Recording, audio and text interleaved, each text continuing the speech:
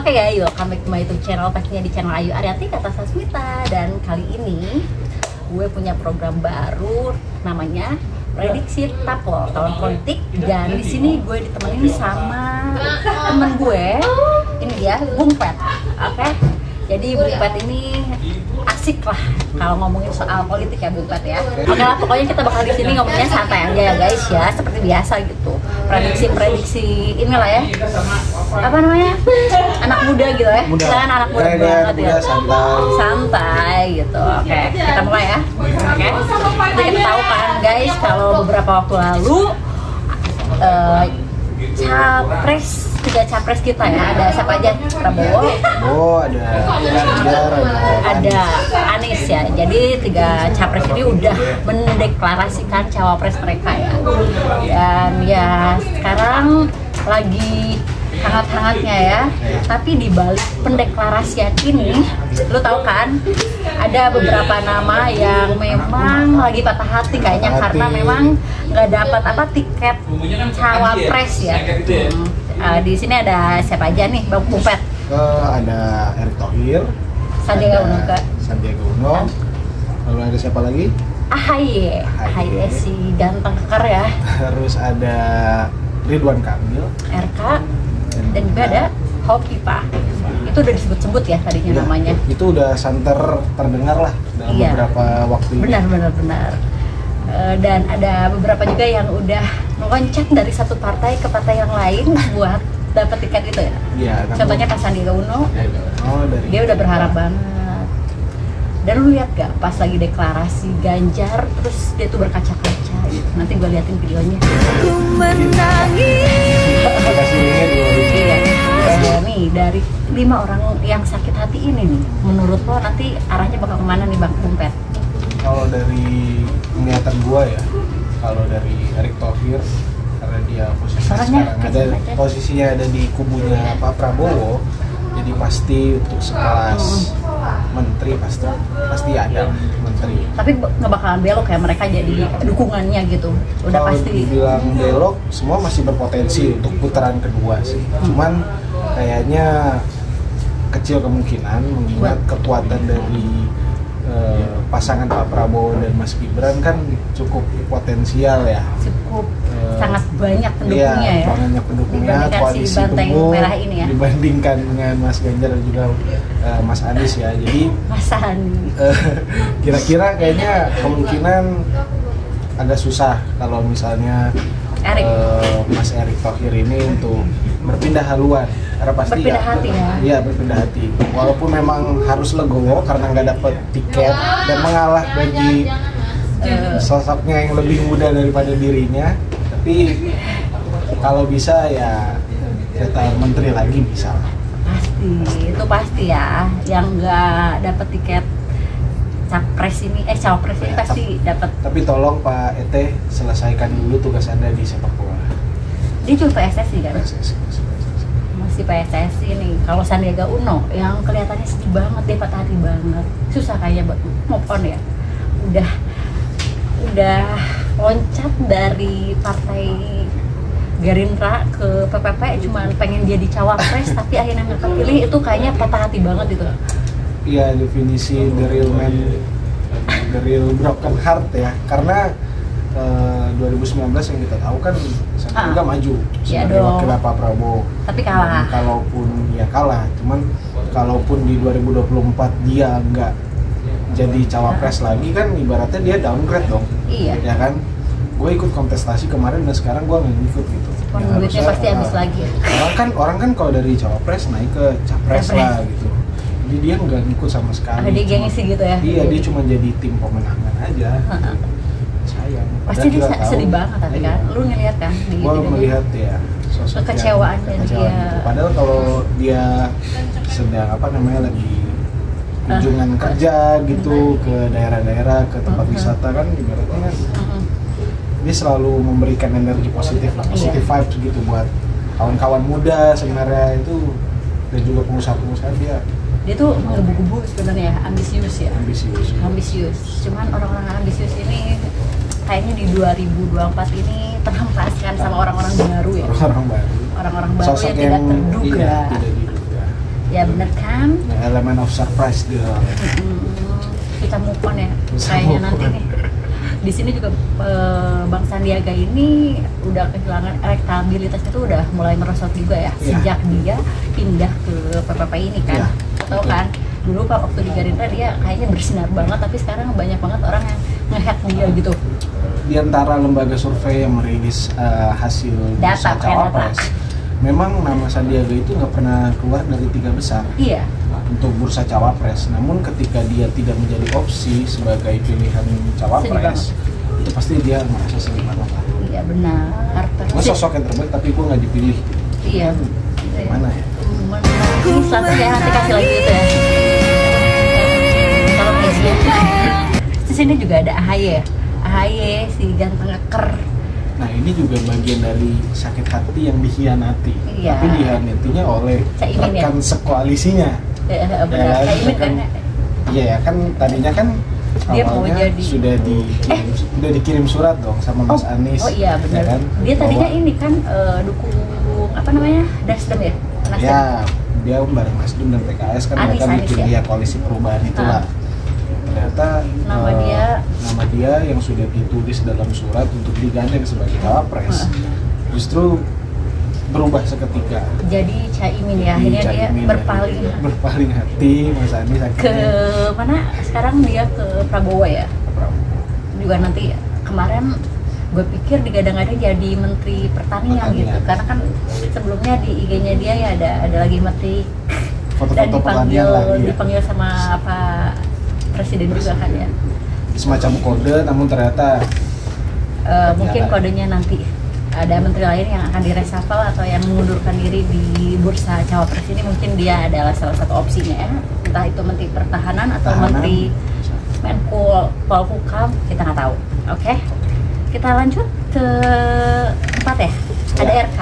Wah, RK tuh elektabilitasnya tinggi banget ya kalau di Jawa Barat. Kalau di Jawa Barat, gimana tuh? Ridwan Kamil kan sebenarnya udah jadi kadernya Golkar ya. Tadinya dia nggak punya partai gitu. Menurut lo gimana?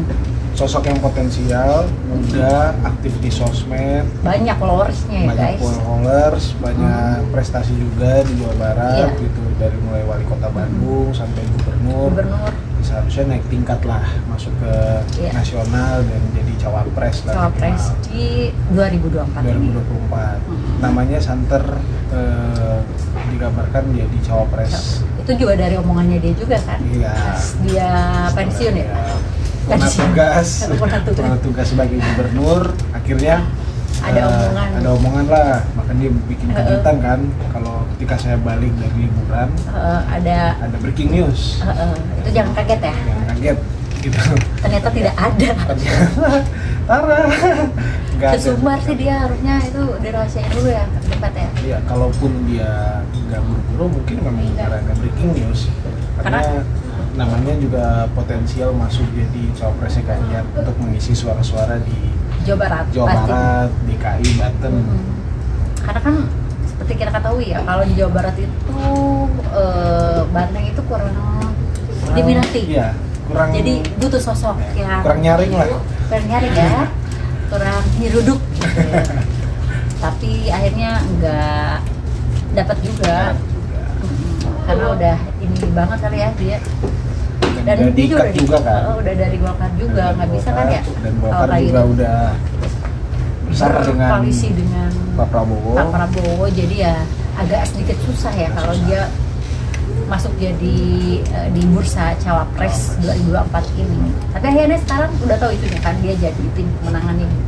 Jadi tim pemenangan Prabowo di wilayah Jawa Barat ya.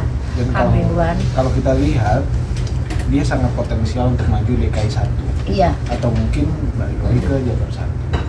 Jabar 1 kayaknya enggak deh. Dia balik lagi dong. Mendingan DKI 1 sih kalau menurut gue ya. Jadi ada peningkatan itu dari daerah ke sama daerah. Cuman kan DKI 1 lebih bergengsi lah ya. Atau mungkin ke IKN atau mungkin jadi menteri juga, dipersiapkan jadi menteri juga. Parekraf bisa jadi. Parekraf. bisa jadi. Jadi itu ya Pak Ridwan Kamil. Dia juga patah hati kali ya. Patah hati tapi nggak apa-apa lah karena udah diberi mandat ya sekarang menjadi istilahnya nggak nganggur banget lah setelah bertugas gitu ya kan? Ya, masih ada tugasnya dan karena yang saya lihat kan dia orang itu senang kerja aktif gitu kayak lu ya senang kerja jadi kalau nggak kerja tuh kayaknya pegel-pegel gitu ngantuk kan. Tapi kalau nggak jadi pun dia bisa potensinya gede lo jadi apa influencer gitu bisa apa kan bisa beralih jadi influencer juga ya kalau memang nanti udah nggak mau lagi di politik atau gitu mau gantiin Boril. Oh jadi Benny, emang suaranya bagus? Enggak, jadi waktu itu sempat jadi video klipnya yang terkenal kan dia jalan di Braga. Jadi ini jadi model juga bisa ya. Salut buat Kang Emil. Terus terakhir ada Kopipah. Kopipah kan dari NU ya? Dari NU. Raih ceruk suara NU, mantan Mensos dan juga Gubernur Jawa Timur ini juga sebenarnya potensial. Bahkan hampir di setiap pilpres loh. Zamannya Pak Jokowi juga kayaknya Mbak Kofifa oke nih kalau kita tarik kayaknya menarik ya? Iya. Apa namanya suara para ulama tuh suara ya para ulama tipikal perempuan yang kuat yang tangguh yang punya ketegasan dan juga sosok yang adem sih kalau menurut saya. Maksudnya di antara sosok-sosok yang lain kan ada yang mungkin ibu yang terlalu berapi-api, ya kan? Ibu yang ambisius gitu, tapi ya, kayaknya Mbak Kofifa nggak kayak gitu. Mbak Kofifa ini kalau nggak salah dari partai PKB ya. Sekarang PKB berarti ada di kubunya Mas Anies.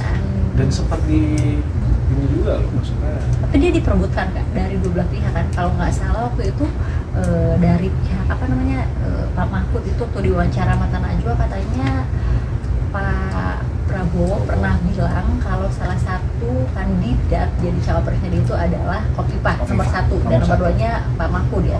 Cuman udah kalah ini sama PDI kecepatannya kalah gitu. Jadi dia akhirnya menggayat Gibran, anak muda gitu.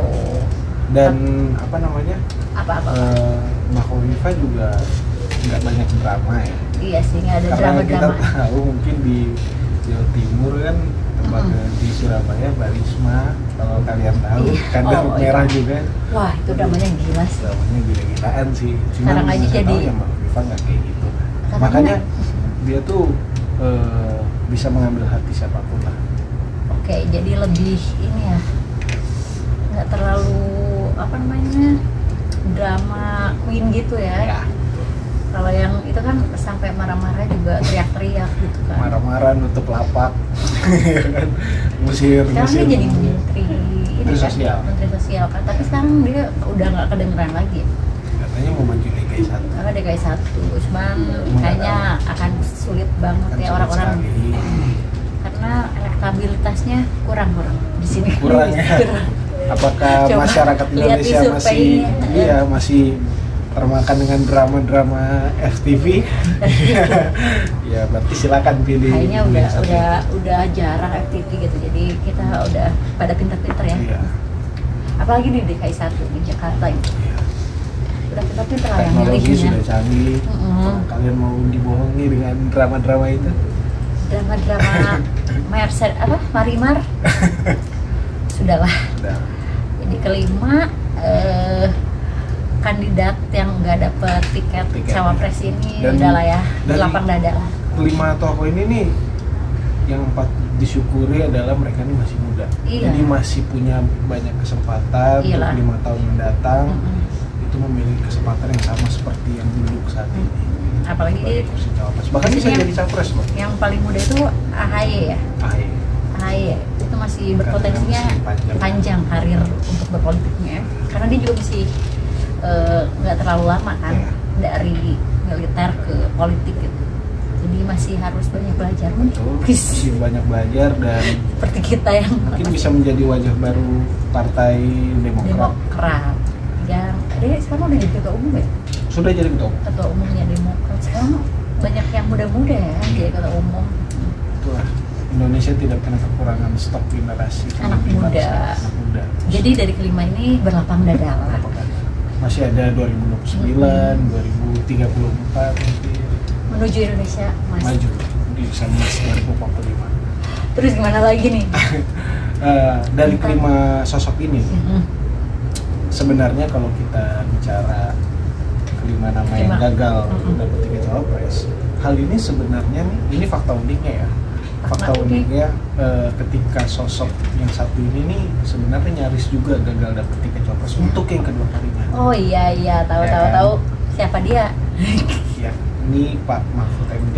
Yang udah jahit baju dari tahun lalu ya, akhirnya dipakai juga. Masih ya bikin baju putih. Benar-benar plot twist.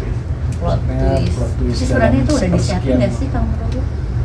Karena kemarin aja kan dia udah namanya tahun lalu aja udah memang disiapkan ya. Iya, sudah disiapkan. Cuman ternyata elemen kejutnya terlalu besar karena memang pada saat itu kan situasi politiknya juga sangat ini ya, sangat itu waktu musimnya kecebong sama si kampret ya. Masa untuk terbelah pada saat itu. Kalau sekarang udah enggak kali ya, udah pinter ya. Udah adem lah. Udah intinya ya semua bersatu untuk coba mencari figur baru karena kan Pak Jokowi sudah 2 periode, jadi ya kita lihat nih apakah enaknya kan nggak tahu apakah memang masih membawa gaya Pak Jokowi atau mungkin Mas Gibran punya gaya main sendiri. Tapi ini deklarasi kemarin bisa dilihat kan itu gayanya bapaknya banget itu. Gaya bapaknya banget ya. Iya, tenang kartu ya, tenang aja Pak Prabowo. Saya masih di sini. Kamu mau kemana ya? Saya masih di Bapak sini. saya yang masih di sini dalam diri saya. Iya bener itu. Seru ya kalau ngomongin soal perpolitikan Indonesia, apalagi bentar lagi bulan Februari ya. Di tanggal 14 Valentine kita bakal nyoblos. Jadi kesimpulannya apa nih untuk kelima kandidat ini?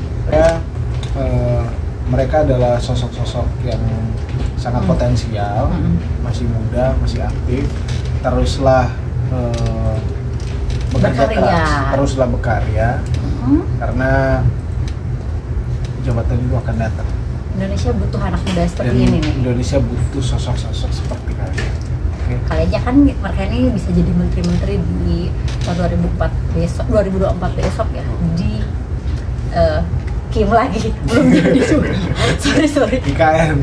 Pokoknya di IKN mereka nanti yang akan jadi penerus di IKN atau gimana, kita lihat aja perkembangannya, kita lihat aja nanti di 2024 ya.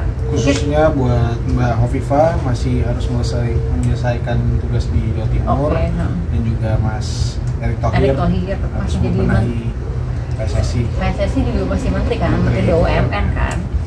Jadi harus masih semangat ya kerjanya gitu, bukan cuma ngurusin tim pemenangan gitu, tapi kantong pribadi. Tet gitu ya, kantong pribadi. Habis sekali kalau kantong pribadi. Benar. Iya. Pokoknya seru banget ya ngomongin soal perpolitikan Indonesia ya, apalagi di tengah-tengah gejolaknya Pilpres ini ya, 2024 ini. Kita bakal terus ngebahas soal prediksi tahun politik 2024 pastinya di Ayu Arianti Kartasasmita bareng gue Ayu dan juga ada Bung Pet. Bye, jangan lupa like, comment, dan subscribe.